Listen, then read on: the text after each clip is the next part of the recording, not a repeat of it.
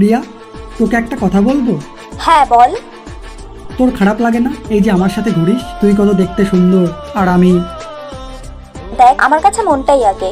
তুই যেমনই দেখতে হোস না কেন, আমার কোনো প্রবলেম নেই। তার মানে আমি যদি তোকে প্রপোজ করি তুই হ্যাঁ বলবি তো? তুই জানিস তো আমার তোকে ভালো লাগে। তুই নিজেকে আয়নায় দেখেছিস একবারও? এই জন্যই বলে কুকুরকে বেশি মাথায় তুলতে নেই। আমার কাছে বন্ধুত্ব হিসেবে লুকস ম্যাটার করে না, কিন্তু বয়ফ্রেন্ড হিসেবে লুকস ম্যাটার করে।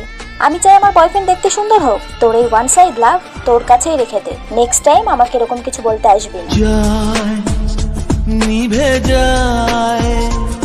ভালো মনের কথা শুধু মুখে, ফেসবুক পোস্ট আর ভিডিওতেই সীমাবদ্ধ থেকে যায়। আসলে সবাই ভালো চেহারাই খোঁজে।